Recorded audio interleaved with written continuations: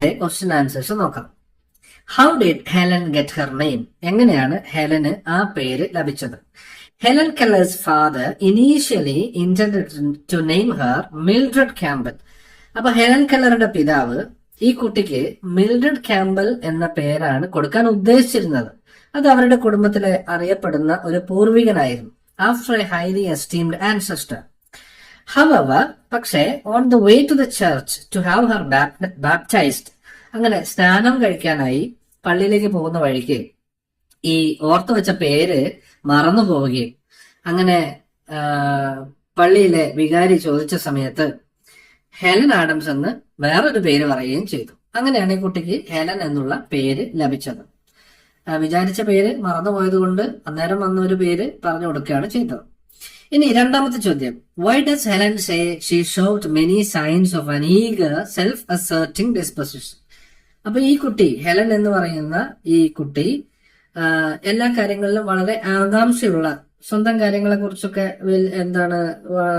വളരെ താല്പര്യമുള്ള ഒരു കുട്ടിയായിരുന്നു ചെറുപ്പത്തില്. അപ്പൊ എങ്ങനെയാണ് ഈ ഒരു ആകാംക്ഷ ഒരു കുട്ടിയായിരുന്നപ്പോൾ ഹെലൻ കാണിച്ചിരുന്നത്? Helen Keller showed signs of being eager and self-assertive from a very young age. She imitated everything she saw others doing. അപ്പോ ചെറുപ്പത്തില് നല്ല കഴിവുള്ള ഒരു കുട്ടിയായിരുന്നു, വളരെ ആകാംക്ഷയോടെ എല്ലാം നിരീക്ഷിക്കുന്ന ഒരു കുട്ടിയായിരുന്നു. മറ്റുള്ള ആളുകൾ ചെയ്യുന്ന കാര്യങ്ങളൊക്കെ അതുപോലെ തന്നെ ഇമിറ്റേറ്റ് ചെയ്യുക, അല്ലെങ്കിൽ അഭിനയിച്ച് കാണിക്കുക, അങ്ങനെയൊക്കെ ചെയ്തിരുന്ന ഒരു കുട്ടിയായിരുന്നു. Such as speaking words like howdy. അപ്പൊ ആളുകൾ സംസാരിക്കുന്ന ചില വാക്കുകളൊക്കെ സംസാരിക്കുമായിരുന്നു, ഈ കുട്ടി പറയുമായിരുന്നു.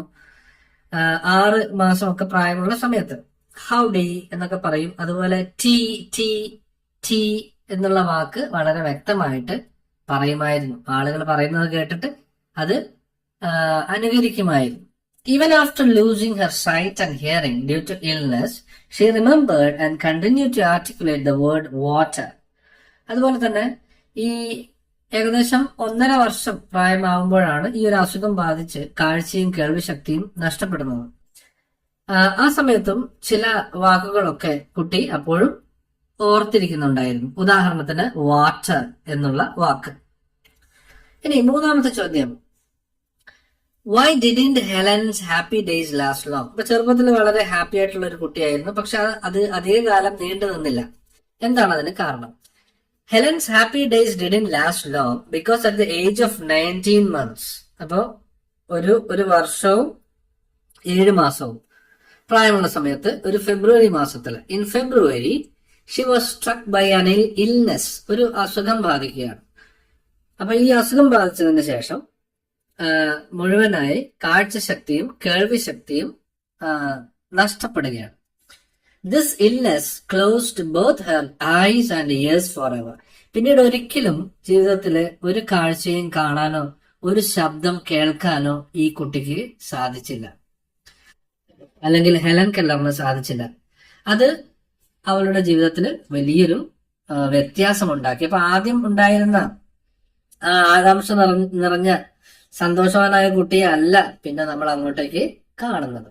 What tragedy struck Helen Keller in February? ഫെബ്രുവരിയിൽ എന്താണ് സംഭവിച്ചത്? In February, Helen Keller was struck by an illness that left her blind and deaf.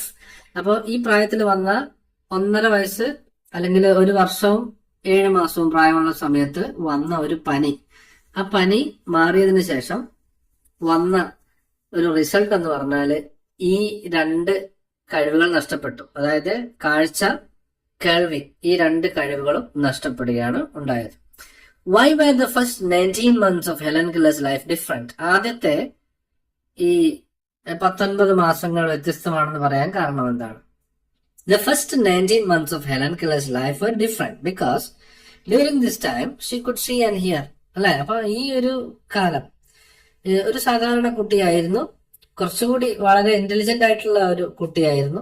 എല്ലാം ആകാംക്ഷയോടെ നോക്കുകയും ആളുകൾ ചെയ്യുന്നത് അനുകരിക്കാനൊക്കെ ശ്രമിക്കുന്ന ഒരു കുട്ടിയായിരുന്നു. അപ്പോ അത് വ്യത്യസ്തമാണ്. കാരണം 19 മാസം വരെ ഈ കുട്ടിക്ക് കാണാനും കേൾക്കാനും കഴിയുമായിരുന്നു.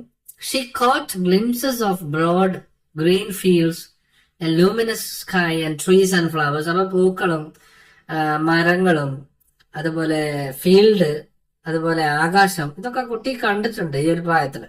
This period was filled with happy experiences of hearing bird song, seeing blooming roses and fruits in summer. അപ്പൊ സമ്മർ സീസണില് പൂക്കള്, അതുപോലെ തന്നെ റോസ് ഫ്ലവർ, അതുപോലെ പക്ഷികളുടെ ശബ്ദം, ഇതൊക്കെ കേട്ടിട്ടാണ് കുട്ടി വളർന്നത്. And experiencing the changing seasons. It was a stark contrast with darkness and silence. പക്ഷെ പിന്നീട് അങ്ങോട്ടേക്ക് ഈ 19 മാസത്തിന് ശേഷം, ഈ അസുഖം ബാധിച്ചതിന് ശേഷം പിന്നീട് ഒരിക്കലും ഒന്നും കാണാനോ കേൾക്കാനോ ഹെലൻ കെല്ലറിന് സാധിക്കുമായിരുന്നില്ല. അപ്പൊ എപ്പോഴും കണ്ണിൽ ഇരുട്ടും എപ്പോഴും നിശബ്ദതയും മാത്രമായിട്ട് ബാക്കിയുള്ള ജീവിതം അവര് ജീവിക്കുകയാണ്. That followed after she lost her sight and hearing due to illness. അപ്പൊ ഈ അസുഖം ബാധിച്ചതിന് ശേഷം എപ്പോഴും ഇരുട്ടും എപ്പോഴും നിശബ്ദതയും മാത്രമുള്ള ഈ ഒരു വ്യക്തി തന്റെ ഈ പറയുന്ന ലിമിറ്റേഷൻസ് അതിനെല്ലാം തരണം ചെയ്ത് ഒരു ഗ്രാജുവേഷൻ ലെവൽ വരെ പഠിക്കുകയും ലോകത്തിന് പ്രചോദനമായ ഒരു മഹത് വനിതയായി മാറുകയും ചെയ്തു.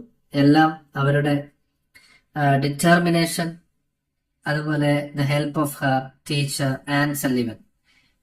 തന്റെ ടീച്ചറായ ആൻ സല്ലിവനാണ് ഹെലൻ കെല്ലറെ ഈ ഒരു വലിയ വ്യക്തിയാക്കി മാറ്റാൻ പ്രധാന പങ്ക് വഹിച്ചത്.